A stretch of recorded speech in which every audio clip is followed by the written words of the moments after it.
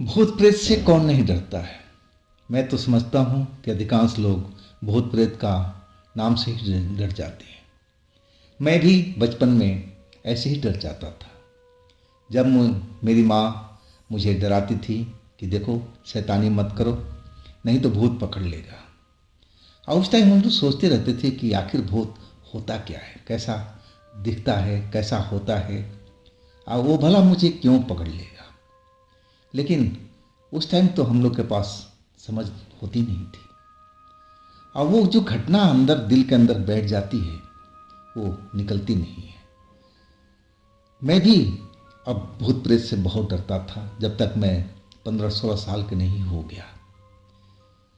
मैं इतना खौफ खाता था अकेले में, मुझे लगता था कि कहीं अकेले रात में हूँ, आसपास में कोई नहीं है तो शायद भूत मुझे पकड़ लेगा। और मैं बिल्कुल डर जाता था, चिल्लाने लगता था, रोने लगता था। लेकिन धीरे धीरे मुझे समझ होती गई। हाँ, मैं समझ गया कि माँ मुझे डराने के लिए भूत प्रेत का नाम लिया करती थी। वास्तव में भूत प्रेत तो होते ही नहीं हैं। तो नमस्कार दोस्तों, मैं हूँ राज। ये कहानी जो हमें शेयर किए हैं घटना को, उनका नाम अभय है।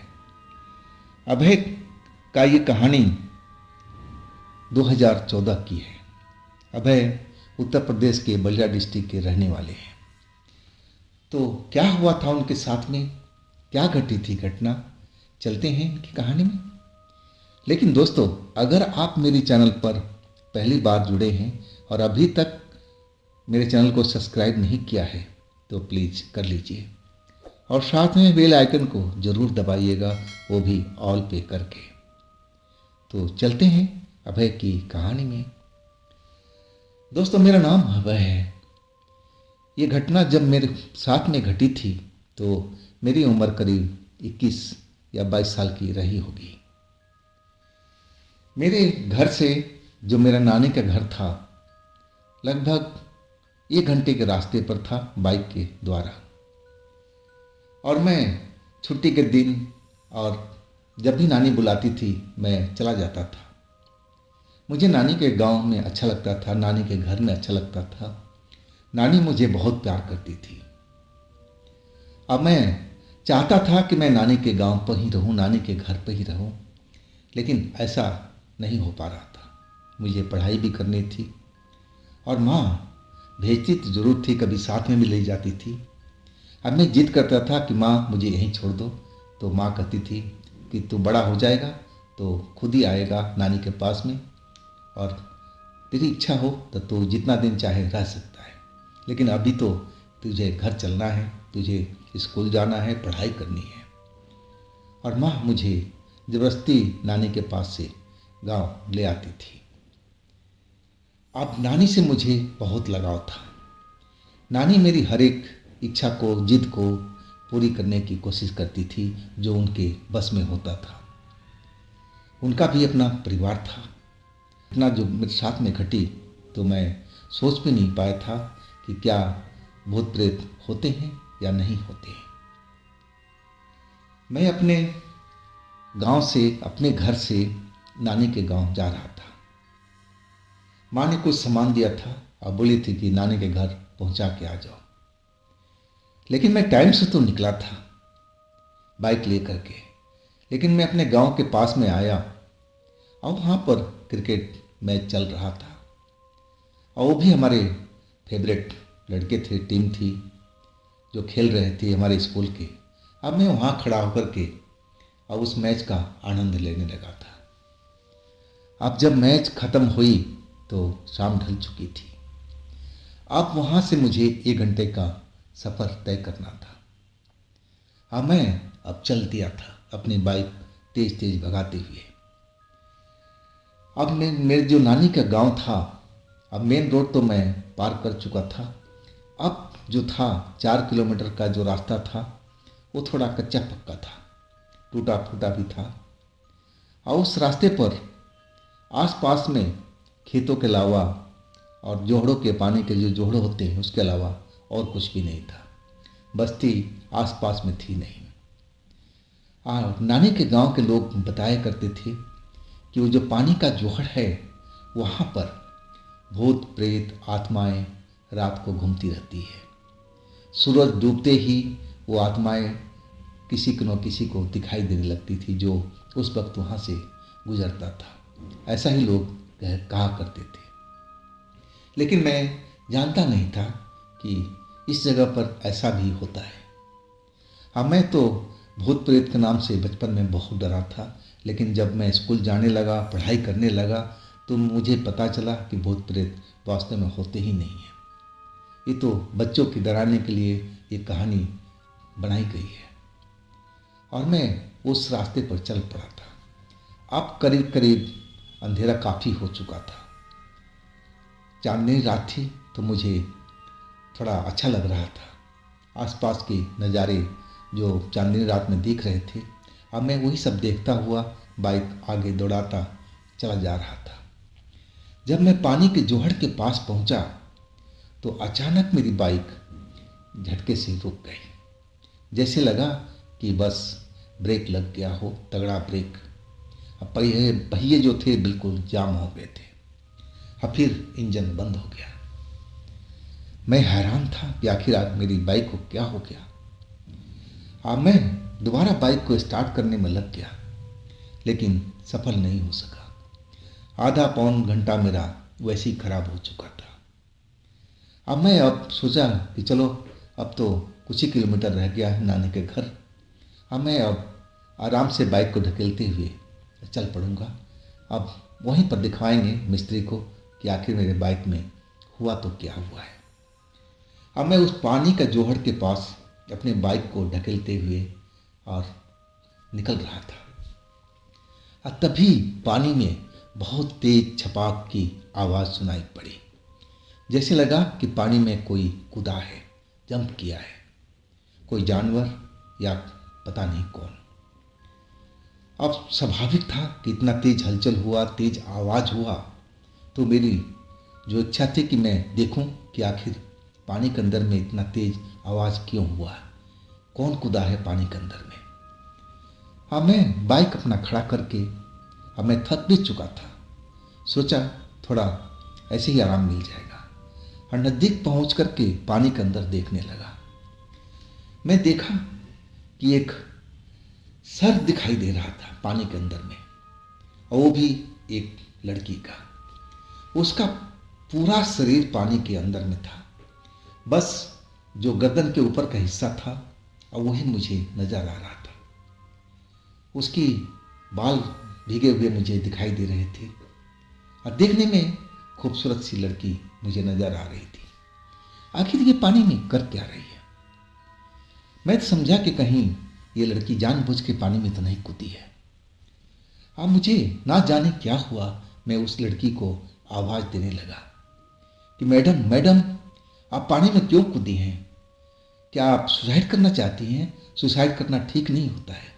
आप आ जाइए, किनारे पर आ जाइए, जल्दी आ जाइए, नहीं तो पानी गहरा है, आप डूब जाएंगे। मैं उस लड़की को बोलता जा रहा था और वो लड़की अब मेरी तरफ देखे जा रही थी। हालांकि वो दूरी थोड़ी सी ज़्यादा थी, लेकिन चांदनी रात थी तो मुझे साफ साफ नजर आ रहा था। लेकिन वो कोई आवाज़ नहीं दे रही थी और नहीं लग रहा था कि वो डूब रही हो। वो बिल्कुल शांत पानी के अंदर में खड़ी हुई थी। अब मैं तो जैसे ना जाने क्या हो गया था, मैं देख करके और उसको कांप रहा था कि कहीं बेचारी ये डूब के मर ना जाए, इसके साथ कुछ बुरा ना हो जाए। रात का मामला और वो भी पानी के अंदर में। मैं उसको बार बार पुकारने लगा कि मैडम मैडम, आप पानी से बाहर निकल जाइए, नहीं तो आप डूब जाएंगे, डूब जाएंगे। देखिए, आत्महत्या करना बुरी बात है, आपको ये नहीं करना चाहिए, आप पानी से बाहर निकल जाइए। मैं यही बात बार बार उसको दोहरा रहा था। और तब जैसे उस लड़की के शरीर में हलचल सी हुई और वो अब किनारे की तरफ बढ़ने लगी। जब किनारे की तरफ आने लगी तो लगने लगा कि हाँ, अब ठीक है, अब ये लड़की बच जाएगी। मन के अंदर में एक शांति सी हुई थी।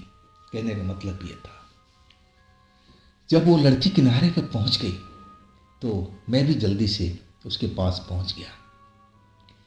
मैं देखा सफ़ेद कपड़ों के अंदर में थी और निहायत खूबसूरत लड़की थी। आंखें बड़ी बड़ी सी थी और देखने में बहुत ही खूबसूरत लग रही थी। अब वो मेरी तरफ घूरी जा रही थी। अब मैं उसकी तरफ देख के कहने लगा कि मैडम देखिए, पानी के अंदर में कुछ भी हो सकता था, आप पानी के अंदर क्यों कूदी, और आप कहाँ की रहने वाली हैं, इस जगह पर आप क्या कर रही हैं? चलिए मैं आपको जहाँ कहेंगे मैं छोड़ दूँगा। मेरी बाइक तो ख़राब हो चुकी है, लेकिन मैं आपको जहाँ कहेंगे मैं पैदल ही चल रहा हूँ बाइक ढकेलते हुए।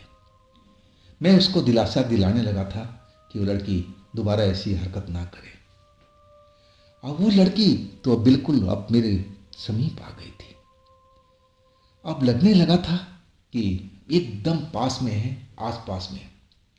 उसकी सांसों की जो आवाज़ थी मुझे अब बिल्कुल साफ सुनाई दे रही थी और वो मेरे नज़दीक हर पल होती जा रही थी। मेरे जो दिल था धड़क रहा था तेजी से। आखिर इस लड़की इतनी मेरे से नज़दीकी क्यों होती जा रही है? अब मैं पीछे हटने लगा था कि मैडम आप ऊपर आ जाइए, ऊपर आ जाइए, देखिए मेरी बाइक वहाँ पर है, आप ऊपर तो आइए। कौन सी गांव की है? मैं उससे बार बार ये सब सवाल पूछने लगा था और वो कुछ भी नहीं बोल रही थी। वो मुझसे बिल्कुल नज़दीक सटते हुए जा रही थी। अब मैं उससे दूरी बना कर रखना चाह रहा था। मुझे बड़ा अजीब सा लग रहा था उसके इतना नज़दीक मेरे पास में सटना चिपकना मुझे अच्छा नहीं लग रहा था और वो वही कर रही थी। मैं अब सड़क पर आ चुका था अपने बाइक के पास में। अब मैं अपने बाइक पर अपना हाथ रख करके खड़ा हो गया।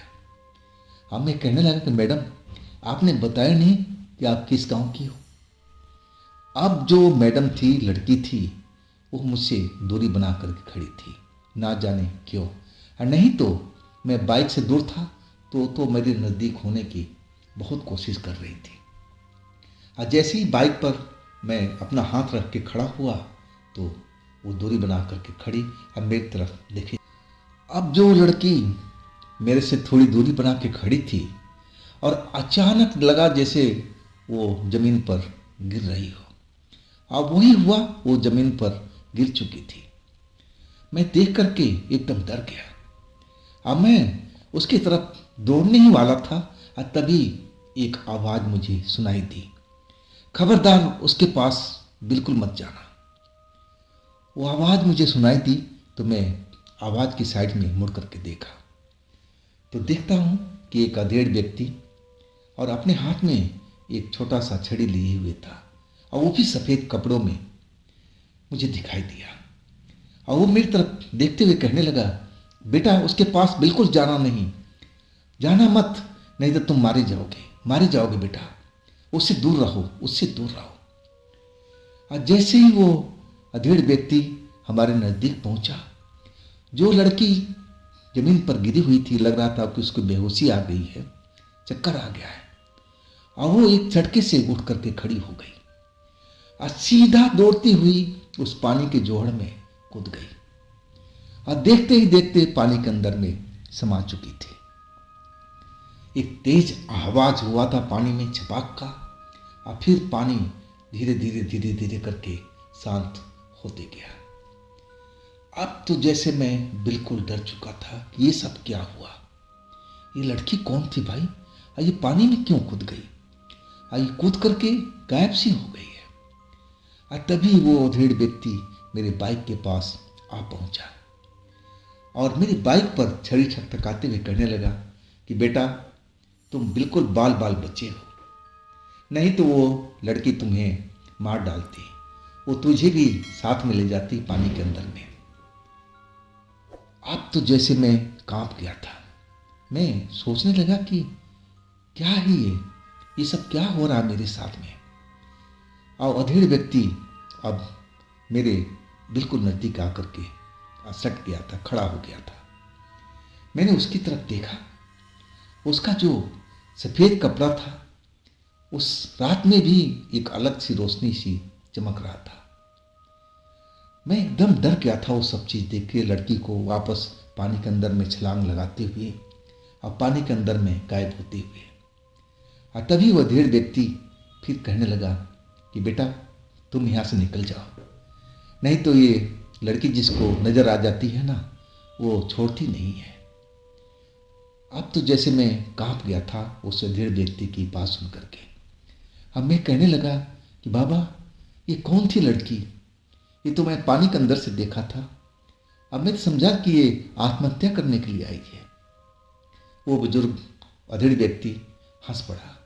वो कहने लगा कि बेटा ये ऐसे ही करती है, कोई न कोई ये छलावा रूप धारण करती है और ऐसे ही लोगों को फंसाती है। बेटा तुम रुको मत यहाँ पर, तुम निकल जाओ। और मैं कहने लगा कि बाबा मेरी बाइक तो खराब हो ही पड़ी है। वो कहने लगा कि बाइक तुम्हारी खराब नहीं है, सब इसी का ये मेहरबानी है, सब इसी ने, इस लड़की ने कर रखा है, जो एक आत्मा है, शैतानी आत्मा। चलो मैं तुम्हें लेकर चलता हूँ, कौन से गांव के रहने वाले हो? मैं बोला कि मेरा गांव तो बहुत दूर है, मैं अपने नानी के गांव पर जा रहा था, मेरे नानी का गांव का नाम ये है। वो कहने लगे कि मुझे भी आगे जाना है, चलो मैं वहाँ तक तो तुम्हें पहुँचा ही दूंगा। अब फिर मैं बाइक स्टार्ट करने लगा, बाइक मेरी स्टार्ट हो गई थी। उस बुजुर्ग को मैं बिठा करके और मैं आगे निकलने लगा। मैं अपने गांव के पास, जब नानी के गांव के पास आ गया तो वो बुजुर्ग बोले कि बस बाइक रोक दो, तुम अपने नानी के घर जाओ, मैं यहाँ से चले जाऊँगा। मैं बेहद डरा हुआ था, अभी भी मेरा बदन कांप रहा था वो सब चीज़ें देखने के बाद में। अब मुझे तो विश्वास अब होने लगा था कि जो मैंने देखा था, ये जो अधेड़ व्यक्ति कह रहे हैं बिल्कुल सच बात है। वो जरूर ही कोई शैतानी आत्मा थी और वो शायद मेरे साथ में ऐसा ही करती अगर ये अधेड़ व्यक्ति मेरे पास में नहीं आते। अब फिर वो मेरे बाइक से उतर गए थे। अब कहने लगे कि तुम निकल जाओ। अब मैं फिर अपने नानी के घर की तरफ अपनी बाइक मोड़ लिया था, लेकिन मैं बार बार पीछे मुड़ करके देख रहा था। कुछ देर तो वो दिखाई देते रहे, इसके बाद जैसे हवा में गायब हो गए। अब मैं नानी के घर अपने आ चुका था। अब देर तो हो चुकी थी, घर के परिवार नानी के सब सो गए थे। गांव देहात में तो ऐसा ही होता है, जल्दी ही लोग सोते हैं और सुबह में जल्दी उठ जाते हैं। मैं जब दरवाज़ा खटखटाने लगा तब मेरे मामा ने दरवाज़ा खोला। अब मुझे देख करके वो कहने लगा कि अरे तुम इतनी रात में। अब फिर मैं पूरा किस्सा बताने लगा कि मामा मुझे बहुत डर लग रहा है। तब तक घर के सारे परिवार लोग उठ गए थे और नानी तो मेरी बिल्कुल डर गई थी। मुझे अपने पास बिठा करके और कहने लगी वो चुड़ैल तुझे कहीं छुआ तो नहीं है? मैंने बोला नहीं नानी, मुझे छुआ नहीं है, लेकिन बिल्कुल पास में खड़ी थी। नानी बेहद डरी हुई थी और वो जो घर में पूजा का स्थान होता है वहाँ से वो जो भी पूजा का सामान था थाली वाली में ले करके गंगा जल वगैरह, और वो एक तरह से टोना टोटका जैसे करने लगी थी मेरे ऊपर में कि मेरी जो नज़र है उतर जाए, जैसे वो चुड़ैल का साया है मेरे ऊपर में ना रहे, उसका यही करने का विधि था। और वही सब पूजा पाठ मेरे साथ में करने लगी। कभी गंगा जल छिड़कती, कभी कुछ और करती। अब फिर जैसे उसको लगा कि अब मैं बिल्कुल ठीक हूँ। लेकिन ये सब क्यों हुआ था मेरे साथ में? अब वो लड़की थी तो कौन थी? अब जो मेरे मामा थे वो बताने लगे थे कि देखो बेटा, ये घटना मैंने भी एक बार सुना है किसी से, जैसे तुम बता रहे हो ना, उनके साथ में भी ऐसा हुआ था। और जिस अधेड़ के अब तुम नाम ले रहे हो ना, वही अधेड़ उस जगह पर भी पहुंच गए थे। और वो अधेड़ इस गांव के एक बिल्कुल सरहद पर, गांव के सीमा रेखा के पास में, और उनको छोड़ करके गए थे जैसे तुम्हारे साथ में हुआ था। और गांव के लोग बताते हैं कि वो हमारे गांव का कोई देवता है, ग्राम देवता हैं, ऐसा लोग बताते हैं। और जो भी वहाँ पर उस चुड़ैल के आसपास में फंसता है तो उसको बचाने के लिए चले जाते हैं। मुझे अब सही में लग रहा था कि जो अधेड़ मेरे पास में आए थे, शायद जो मामा कह रहे हैं बिल्कुल सही है, ऐसा ही मुझे लग रहा था। लेकिन मैं आज भी उस घटना को भूल नहीं पाता। वो चुड़ैल, वो आत्मा, शैतानी आत्मा इतनी सुंदर थी कि मैं तो फर्क नहीं कर पाया कि कहीं वो चुड़ैल कहीं भूत हो सकती है। देखने में एक आम लड़की की तरह दिखाई दे रही थी, कहीं से भी उसका चेहरा मोहरा किसी चुड़ैल की तरह नहीं था। तो आखिर वो बनी कैसे, इसके पीछे की कहानी क्या है, लेकिन मुझे कुछ भी नहीं मालूम हुआ। मैं बिल्कुल जानने की तो कोशिश किया था, लेकिन किसी ने कुछ भी नहीं बताया कि आखिर वो लड़की चुड़ैल शैतानी आत्मा बनी तो कैसे बनी। तो दोस्तों, ये थी अभय जी की अपनी आप बीती। अगर आपके पास भी ऐसी कोई घटना है तो आप मुझे इंस्टाग्राम पर या मेरे व्हाट्सएप नंबर पर शेयर कर सकते हैं। और दोस्तों, ये चैनल भी आप ही का है, तो थोड़ा इस पर भी अपना प्यार दीजिए, लाइक कीजिए, सब्सक्राइब कीजिए, शेयर कीजिए। और फिर हम मिलते हैं अगले रोज़ एक नई घटना, एक नई कहानी में। आप लोग अपना बहुत ख्याल रखिएगा। नमस्कार।